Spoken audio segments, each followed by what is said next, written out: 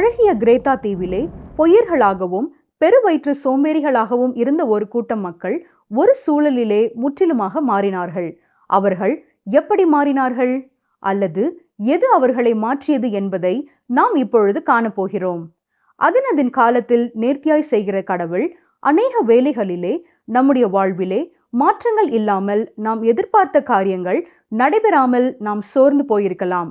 ஆனால் எல்லாவற்றையும் அதனதின் காலத்தில் செய்கிற தேவன் நம்முடைய வாழ்க்கையின் காரியங்களை மாற்றுவார். இதோ ஒரு கூட்டம் மக்கள் இப்படி மாறியதை நாம் காணப்போகிறோம்.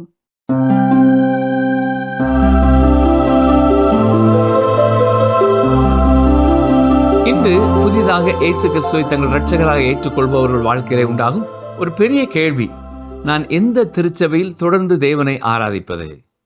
சிலர் தங்கள் திருமுழுக்கு பெற்ற திருச்சபைகளிலேயே கர்த்தரை ஆராதிக்கிறார்கள். என்றாலும் சில காலங்களிலே நான் சரியான திருச்சபையில் தான் இருக்கிறேனா என்ற கேள்வி எழும்புகிறது. ஏனென்றால் வேத வசனத்தில் பார்க்கும் திருச்சபை மக்களின் வாழ்க்கைக்கும் அவர்கள் இப்பொழுது பார்க்கும் திருச்சபை மக்களின் வாழ்க்கைக்கும் பல வேறுபாடுகள் காணப்படுகின்றன. பல சபைகளிலே காணப்படும் அன்பு தாழ்ச்சியும் ஐக்கிய குறைவும் அவர்கள் வாழ்க்கையிலே இந்த கேள்வியை உண்டாக்குகிறது. திருச்சபையிலே உறவு பிரச்சனைகள் வருவதற்கு பல காரணங்கள் இருக்கலாம். சில திருச்சபைகளிலே பிரிவினைகள் ஏற்படுவதற்கு முக்கிய காரணம் திருச்சபையில் மூப்பர்களையும் உதவிக்காரர்களையும் ஏற்படுத்துவதிலே உண்டாகும் கருத்து வேறுபாடுகள் தான். முற்காலங்களிலே இந்த மூப்பரும் உதவிக்காரரும் ஊழியர்களால் ஏற்படுத்தப்பட்டார்கள். ஆனால் இப்பொழுது சில சபைகளில் அந்த ஒழுங்கு இல்லை. இதை குறித்து வேதம் என்ன சொல்கிறது? தொடர்ந்து நிகழ்ச்சியை கேளுங்கள். இதற்கு முந்தைய பாட நேரத்திலே அப்போஸ்தலனாகிய பவுல் தீத்து என்ற ஊழியக்காரனுக்கு எழுதிய கடிதத்தின் முகவுரை பகுதியை நாம் சிந்தித்தோம். இன்று நாம் தீத்து 1 அதிகாரத்திலே முதல் 5 வசனங்களை கற்றுக்கொள்ளப் போகிறோம். போதக நிருபங்கள் வரிசையில் அப்போஸ்தலனாகிய பவுலின் வாழ்த்துதல் வித்தியாசமானது. மற்ற திருச்சபைகளுக்கு எழுதிய கடிதங்களின் வாழ்த்துதலுக்கும் இதற்கும் ஒரு வித்தியாசம் இருக்கிறது. கவனியங்கள், வாசிக்கிறேன். தீத்து 1 அதிகாரம் 1 வசனம். தேவனுடைய ஊழியக்காரனும் இயேசு கிறிஸ்துவினுடைய அப்போஸ்தலனுமாகிய பவுல் பொதுவான விசுவாசத்தின்படி உத்தம குமாரனாகிய தீத்துவுக்கு எழுதுகிறதாவது. தேவனுடைய ஊழியக்காரனும் என்று துவங்குகிறார். இந்த ஊழியக்காரன் என்ற வார்த்தைக்கு மூல மொழியிலே பயன்படுத்தப்பட்டிருக்கிற வார்த்தை ஒரு அடிமை என்பதாகும். இதற்கு பிணை அடிமை அல்லது கட்டளை அடிமை என்று வார்த்தைகள் பயன்படுத்தப்படுகின்றன. பவுல் தானும் தேவனுக்கு அப்படி ஒரு பிணை அடிமை என்று கூறுகிறார். பழைய ஏற்பாட்டு புத்தகத்திலே நாம் பார்ப்பது போல பிணை அடிமை ஒருவன் தன் வாழ்நாள் முழுவதும் தன் எஜமானுடையே இருந்துவிட தீர்மானம் செய்த ஒருவனாய் இருக்கிறான். மேலும் ஒரு அடிமை அவனுக்கென்று சொந்தமாக எந்த ஒரு விருப்பத்தையும் நிறைவேற்ற முடியாது.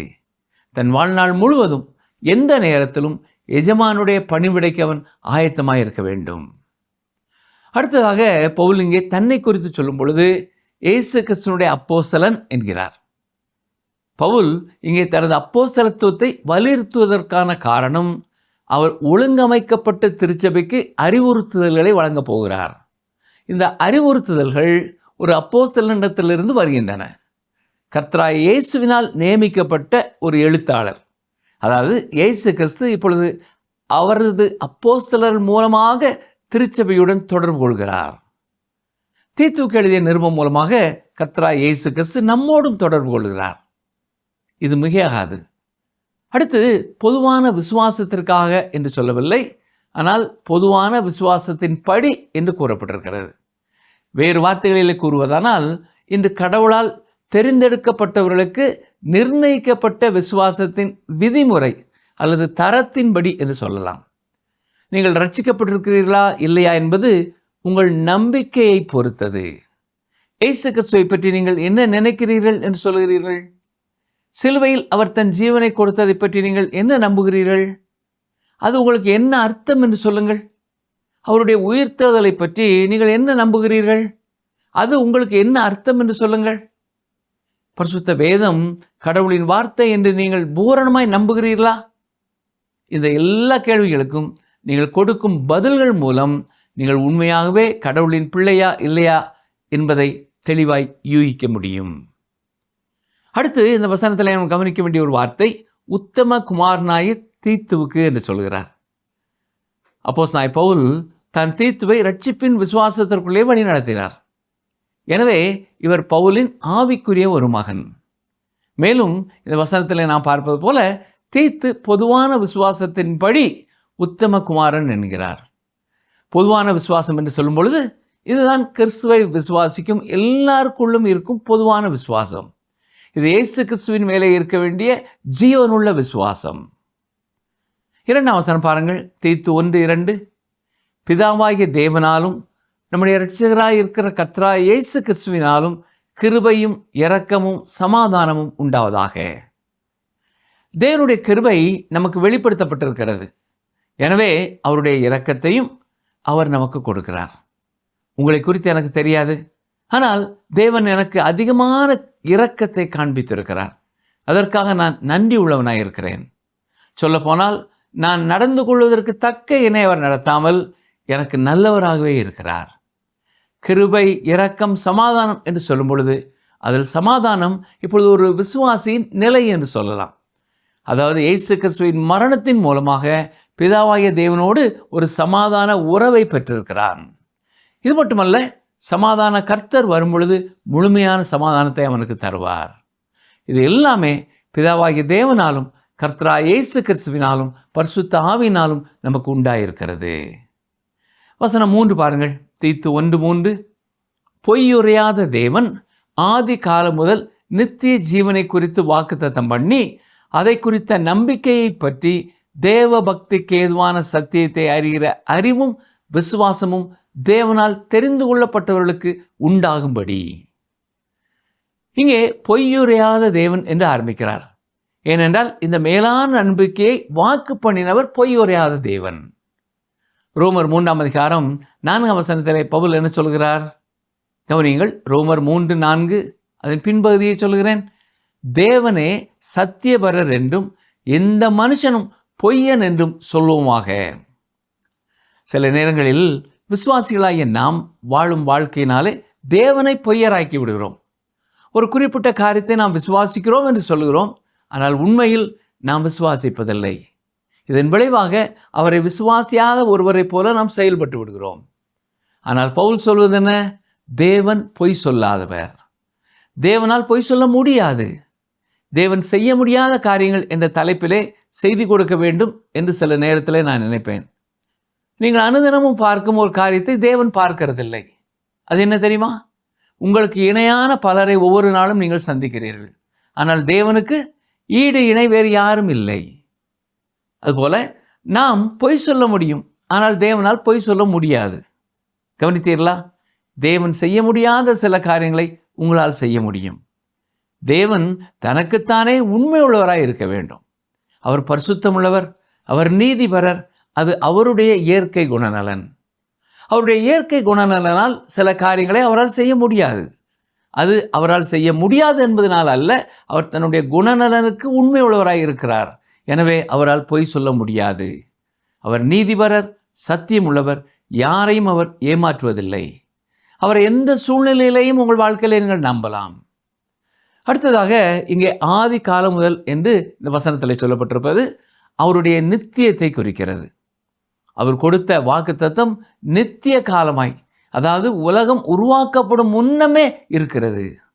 ஒரு மனிதனுக்கு நித்திய ஜீவனை கொடுப்பது தேவனுடைய கிருபையே. தீத்து 2ஆம் அதிகாரம் 11 முதல் 13 வசனங்கள் வரை பார்ப்பீர்கள் என்றால் கிருபையை குறித்து 3 காலகட்டங்களிலே கூறியிருக்கிறார். ரட்சிப்பை அளிக்கத்தக்க தேவ கிருபையானது பிரசன்னமாகி என்பது இறந்த காலத்தை குறிக்கிறது. போதிக்கிறது என்பது நிகழ்காலத்தை குறிக்கிறது. எதிர்பார்த்து கொண்டிருக்கும்படி என்பது எதிர்காலத்தை குறிக்கிறது. இந்த நம்பிக்கையில்தான் விசுவாசிகள் இளைப்பாற வேண்டும். அடுத்து இந்த வசனத்திலே தேவ பக்திக்கு ஏதுவான சத்தியத்தை அறிகிற அறிவு என்று கூறியிருக்கிறார். இது சத்தியத்தை அறிகிற அறிவினால் உண்டாகும் தேவ பக்தி என்று சொல்லப்பட்டிருக்க வேண்டும்.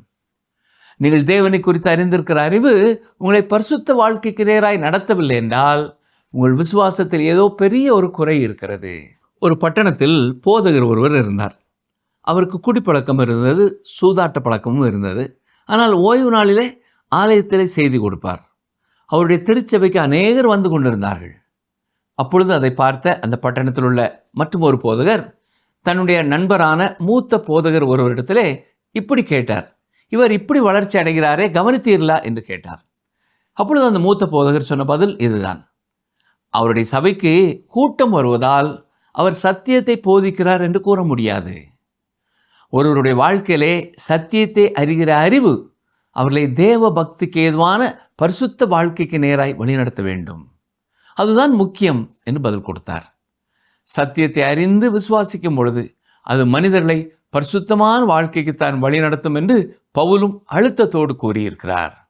அவர் அப்படி சொல்வதற்கு காரணம் என்ன? கிரேத்தா தீவு மக்கள் தேவனுடைய கிருபையை தவறாய் பயன்படுத்தினார்கள். அவருடைய வாக்குவாதம் என்ன? நாங்கள் கிருபையினாலே ரட்சிக்கப்பட்டு இருப்போம் என்றால் நாங்கள் விரும்பினால் நாங்கள் விரும்பும் பாவத்திலும் வாழலாம் என்றார்கள். கிருபை நம்மை ரட்சித்தது என்றாலும் நமது வாழ்க்கைக்கென்று சில ஒழுக்கங்களை அது கட்டளையிடுகிறது. நாம் உயர்வான ஒரு நிலைமையிலே வாழ எதிர்பார்க்கப்படுகிறோம். பாவத்திற்கு சாக்கு போக்கு சொல்ல தேவனுடைய கிருபையை நாம் பயன்படுத்தக்கூடாது. நான் கிருபையினாலே ரட்சிக்கப்பட்டேன், நான் பாவத்திலே வாழ்வேன் என்று நீங்கள் நினைப்பீர்கள் என்றால், நான் தாழ்மையாய் சொல்லிக்கொள்ள விரும்பும் ஒரு காரியம்: நீங்கள் கிருபையினாலே ரட்சிக்கப்படவில்லை. சொல்லப்போனால் நீங்கள் ரட்சிக்கப்படவே இல்லை. ஏனென்றால் கிருபையினாலே ரட்சிப்பை பெற்றுக்கொள்ளும் பொழுது அது நம்மை பரிசுத்த வாழ்க்கைக்குள்ளே வழி நடத்தும். மேலும் 3ஆம் வசனத்தின் இறுதியில் சத்தியத்தை அறிகிற அறிவும் விசுவாசமும் தேவனால் தெரிந்து கொள்ளப்பட்டவர்களுக்கு உண்டாகும்படி.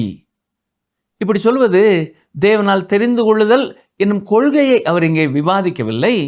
அவர் ரட்சிக்கப்பட்டவர்களை குறித்து தான் கூறுகிறார். இவர்கள் நித்திய ஜீவனை குறித்து நிச்சயம் உள்ளவர்களாக இருப்பார்கள். சத்தியத்தை அறிகிற அறிவும் விசுவாசமும் அவர்களுக்கு உண்டு.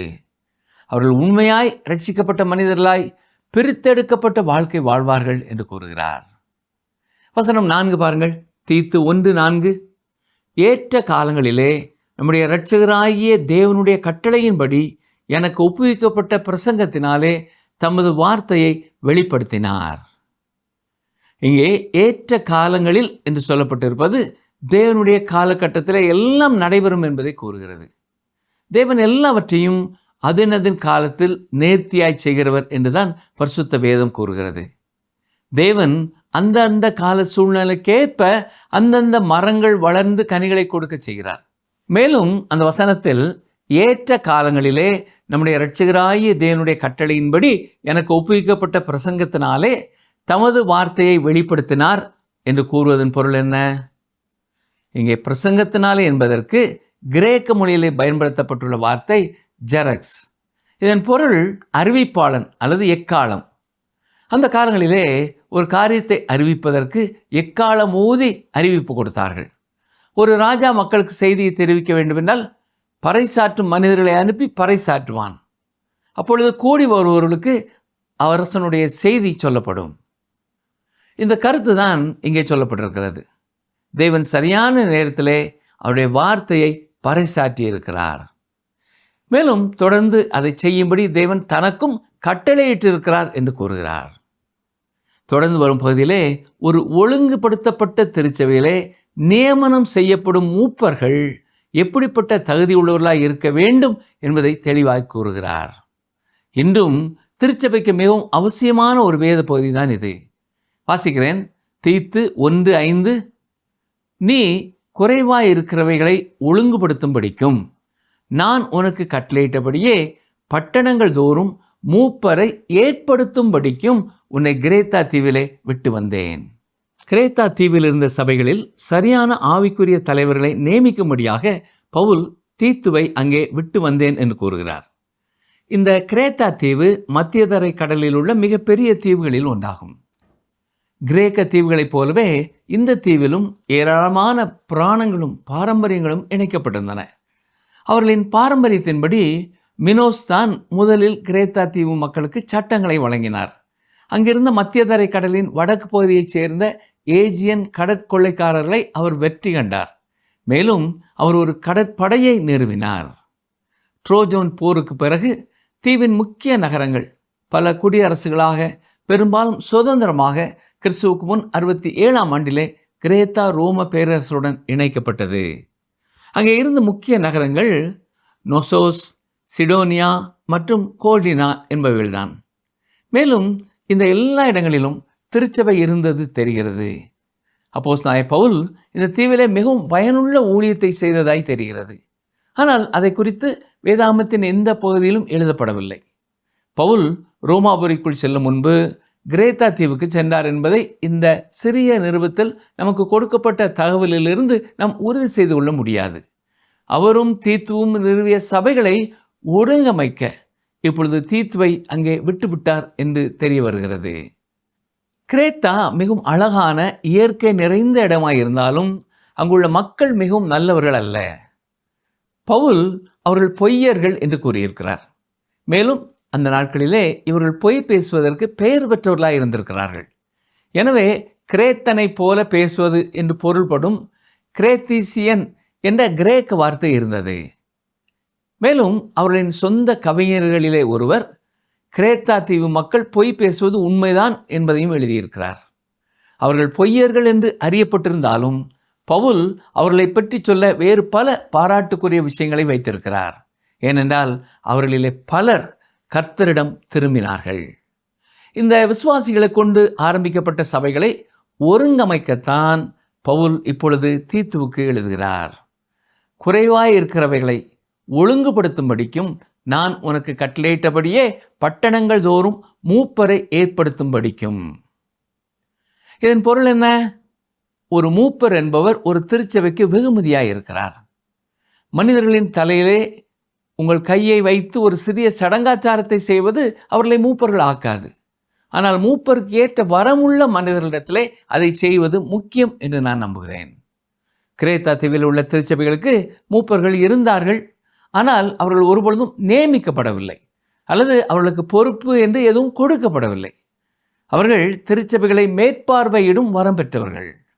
மேலும் அதிகாரம் இல்லாமல் அந்த வரத்தை பயன்படுத்தினார்கள். ஆனால் இப்பொழுது தீத்து மூப்பர்களை நியமிக்க வேண்டும் என்று சொல்கிறார். கவனியுங்கள், அவர்கள் நியமிக்கப்பட வேண்டும். அதாவது இந்த திருச்சபையிலே இவர்கள் எல்லாம் மூப்பர்கள் என்று மக்களுக்கு அறிவிக்க வேண்டும். அடுத்ததாக, நான் உன்னை நியமித்தது போல நீ இப்பொழுது பட்டணங்களில் மூப்பர்களை நியமிக்க வேண்டும் என்று பவுல் கூறுகிறார். மூப்பர் பதவி வகிக்கும் ஒருவருக்கு ஒரு மூப்பராயிருப்பதற்கான வரம் இருக்க வேண்டும். திருச்சபையில் அதிகாரிகளாக நியமிக்கப்பட்ட சில ஆண்கள் இருக்கிறார்கள். அவர்களுக்கு அதற்கான வரம் எதுவும் இல்லை. இன்றைய பல தேவாலயங்களிலே நம்முடைய பிரச்சனைகளிலே பாதி பிரச்சனை இதுதான். வரம் பெற்ற நல்ல ஆண்கள் இருக்கிறார்கள். ஆனால் அவர்கள் தேவாலயத்திலே பொறுப்புக்கு நியமிக்கப்படுகிறதில்லை. இதன் விளைவாக நமது திருச்சபைகள் சில தவறான மனிதர்களின் கையிலே சிக்கிக் கொள்கின்றன. இதன் விளைவாக எல்லா வகையான பிரச்சனைகளும் உள்ளே வருகின்றன. இந்த காலங்களிலேயும் சில திருச்சபைகளிலே கர்த்தருடைய காரியங்களிலே ஈடுபாடு கொள்பவர்களும் வேத வசனங்களை மற்றவர்களுக்கு போதிக்கக்கூடியவர்களும் இந்த மூப்பர்கள் என்னும் வட்டத்திற்குள்ளே வருகிறார்கள். அதாவது அந்த திருச்சபை போதகராய் கூட அவர்கள் நியமிக்கப்படுவார்கள். ஆதி திருச்சபையின் காலத்திலேயும் கர்த்தருடைய ஊழியர்கள் இந்த மூப்பர்களை அவர்கள் தலையின் மேல் கையை வைத்து அந்த பொறுப்பு கொடுத்து நியமனம் செய்தார்கள். இந்த காலத்திலும் அவ்வாறு செய்யப்படுகிற திருச்சபைகளிலே அத்தனை அதிகமான சண்டை சச்சரவுகள் இல்லாமல் இருக்கிறது. நீதிமன்ற புகார்கள் அங்கே இல்லை, சமாதான குறைவுகள் இல்லை, பிரிவினைகள் இல்லை. ஆனால் இன்னும் சில திருச்சபைகளிலே மூப்பர்களாக உதவிக்காரர்களாக செயல்பட தெரிந்தெடுக்கப்படுகிறவர்கள் உலக வழக்கப்படி தேர்தல் நடத்தி பொறுப்புக்கு வருகிறார்கள். பல ஆண்டுகளுக்கு முன்னதாகவே சில சபைகளிலே இப்படிப்பட்ட ஒழுங்கு கடைபிடிக்கப்பட வேண்டும் என்ற சட்டம் இருப்பதால் முற்காலங்களிலே கர்த்தருக்கு பயந்த சபையின் சாட்சி வாழ்க்கையை குறித்த அக்கறை உள்ள சில போதகர்கள் போட்டி தேர்தல் நிற்கும் அனைவரையும் அழைத்து உட்கார வைத்து சாட்சி வாழ்க்கை எவ்வளவு முக்கியம் என்பதை குறித்து அவர்களுக்கு எடுத்து கூறி அந்த பொறுப்புக்கு ஏற்ற நபர்களை அவர்களே தெரிந்தெடுத்து சபையிலே அறிவிப்பார்கள். ஆனால் இந்த காலங்களிலே பல திருச்சபைகளிலே இந்த மூப்பர்கள் பொறுப்பிற்கு வர மிக அதிகமான போட்டி பொறாமை இருப்பதால் தேர்தல் முறைதான் பின்பற்றப்படுகிறது. இதனால் சில விசுவாசிகள் இவ்வாறு போட்டி பொறாமையான சூழ்நிலையிலே யாரை தெரிந்தெடுப்பது என்ற குழப்பத்திலே தெரிந்தெடுக்கும் பொறுப்பிலிருந்து அவர்கள் பங்கை நிறைவேற்றாமல் விலகிக் கொள்கிறார்கள். இன்னும் சில விசுவாசிகள் வேத வசனம் சொல்லுவதை செயல்படுத்துகிறார்கள். வசனம் என்ன சொல்கிறது? நீதிமொழிகள் 18:18 சீட்டு போடுதல் விரோதங்களை ஒழித்து பலவான்கள் நடுவே சிக்க இருக்கும். எனவே சில விசுவாசிகள் தங்கள் வீடுகளிலே அல்லது சிறு ஜெபக்குழுக்களாக ஜெபத்திலே நேரத்தை செலவு செய்து பின்னர் வேதவசனம் சொல்லும் தகுதி உள்ளவர்கள் யார் யார் என்பதை பார்த்து அநேகர் இருப்பார்கள் என்றால் அவர்கள் எல்லாருடைய பெயரையும் எழுதி போட்டு தேவையான எண்ணிக்கையுள்ளவர்களை மட்டும் பொறுக்கி எடுத்து பின்னர் சபை தேர்தலிலே போய் வாக்களிக்கிறார்கள். சில திருச்சபைகளிலே இவ்வாறு தேர்தல் நேரங்களிலே மனக்கசப்பு ஏற்படுவதால் சிலர் வேறு சபைகளுக்கு சென்று விடுகிறார்கள். இன்னும் சிலர் ஆலயத்துக்கு போவதே நிறுத்தி விடுகிறார்கள். இன்னும் சிலர் நீதிமன்றங்களுக்கு போகிறார்கள். ஒரு உண்மையான விசுவாசி தேவனோடு சரியான தொடர்புள்ளவனாய் வாழும் பொழுது சபையில் எந்த சமாதான குறைவும் ஏற்படுத்தாமல் அனைவருடனும் உண்மையான அன்புடனும் ஐக்கியத்துடனும் தொடர்ந்து கர்த்தரை தொழுது கொள்வதிலேயும் விசுவாச வாழ்க்கையிலே வளருவதிலேயும் கவனம் செலுத்துகிறான். விசுவாசிகளின் ஆவிக்குரிய வாழ்க்கையிலே அவர்கள் வசனத்திற்கு கீழ்ப்படிந்து நடக்கும் பொழுது திருச்சபையிலே தேவையற்ற சமாதான குறைவுகளை நீக்க முடியும். அடிப்படை ரட்சிப்பின் நிச்சயமில்லாத நபர்கள் பொறுப்புகளுக்கு வர முயற்சிக்கும் பொழுது ஏற்படும் பிரச்சனைகள் தேவனை அறியாத மக்கள் மத்தியிலே தேவனுடைய பெயர் தூஷிக்கப்படுவதற்கு காரணமாக இருக்கிறார்கள். இப்படிப்பட்டவர்களுக்காக ஜெபிக்க வேண்டியதும் அன்புடன் அவர்களுக்கு அறிவுரை சொல்ல வேண்டியதும் முதிர்ச்சி பெற்ற விசுவாசிகளின் பொறுப்பாகும். ஆனால் அந்த நாட்களிலே விசுவாசிகள் மத்தியிலே இப்படிப்பட்ட போட்டி பொறாமைகள் இல்லாததால் தீத்து பொறுப்பெடுத்து கிரேத்தா தீவில் உள்ள திருச்சபைகளிலே சரியான மூப்பர்களை ஏற்படுத்தும்படி பவுல் கட்டளையிடுகிறார். நாம் எந்த திருச்சபையில் பங்கு பெறுகிறவர்களாக இருந்தாலும் நமது விசுவாசம் உறுதியான விசுவாசமாய் இருக்க வேண்டும். நமது வாழ்க்கை சாட்சியுள்ள வாழ்க்கையாய் இருக்க வேண்டும். நாம் மற்றவர்களுக்கு நற்கிரியை செய்கிறவர்களாய் வாழ வேண்டும். இதைத்தான் அப்போஸ்தலனாகிய பவுலும் வலியுறுத்துகிறார். நாமும் அப்படிப்பட்ட விசுவாசிகளாய் கர்த்தருக்குள் வளர கர்த்தர் தாமே கிருபை செய்வாராக. ஜெபம் செய்வோம். எங்களை நேசிக்கிற எங்கள் அன்பின் ஆண்டவரே, வேத வசனம் மூலமாய் இன்றைக்கு நீர் எங்களுக்கு கொடுத்த உம்முடைய ஆலோசனைக்காக வழிநடத்துதலுக்காக உமக்கு நன்றி செலுத்துகிறோம். மை துதிக்கிறோம், மை ஸ்தோத்தரிக்கிறோம். பொறுப்பான நபர்களை திருச்சபையிலே நியமனம் செய்வதற்கு இந்த நாட்களிலே திருச்சபைகளிலே ஏற்படும் போட்டி பொறாமைகளை நாங்கள் நினைத்து உம்முடைய சமூகத்திலே பாரத்தோடு நாங்கள் வேண்டிக் கொள்கிறோம். கர்த்தர் தாமே அப்படிப்பட்ட திருச்சபைகளிலே தலையிட்டு உண்மையான விசுவாசிகள் உறுதியாய் எழும்பி நிற்க நீர் பலப்படுத்த வேண்டும் என்று சொல்லி நாங்கள் ஜெபிக்கிறோம். தேவையற்ற பிசாசின் கிரியைகள் திருச்சபைக்குள்ளே நுழையாதபடி கர்த்தர் காத்துக்கொள்ள வேண்டும் என்று சொல்லி நாங்கள் ஜெபிக்கிறோம். ஆண்டவரே, விசுவாசிகள் இந்த காரியங்களிலே சாட்சியுள்ள வாழ்க்கை வாழ என்றென்றும் உம்முடைய சித்தத்தை நிறைவேற்ற நீரே துணை செய்ய வேண்டும் என்று சொல்லி நாங்கள் ஜெபிக்கிறோம். துதி கன மகிமை எல்லாவற்றையும் உமக்கு செலுத்துகிறோம். இயேசு ரட்சகரின் வல்லமையுள்ள நாமத்தினாலே தாழ்மையோடு கேட்கிறோம் பிதாவே, ஆமேன். பிரியமானவர்களே, இந்த நாளிலேயும் நாம் கேட்ட வேத வசனங்களின்படி படித்த சத்தியங்களை மனதிலே வைத்து உங்கள் சபையிலே ஒரு சாட்சியுள்ள வாழ்க்கை வாழ கர்த்தர் உங்களுக்கு கிருபை செய்வாராக. தேவையான தைரியத்தையும் ஞானத்தையும் தருவாராக. ஆமேன்.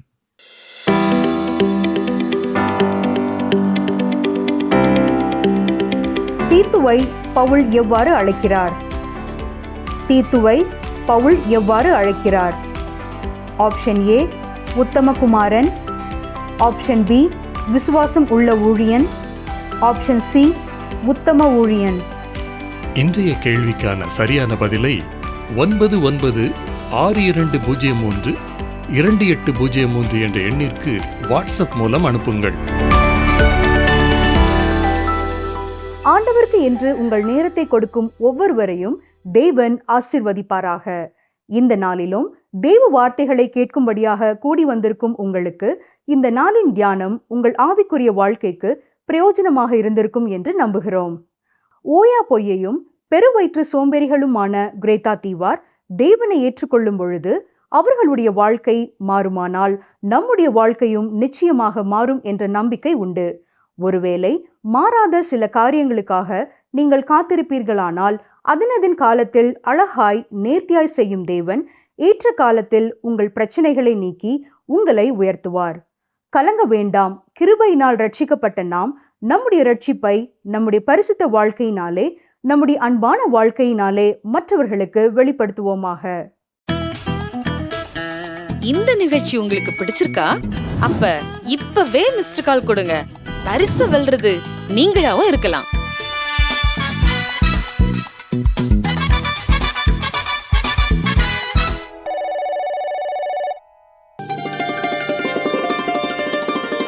துயரப்படுகிறவர்கள் பாக்கியவான்கள், அவர்கள் ஆறுதல் அடைவார்கள். மத்தேயு 5:4.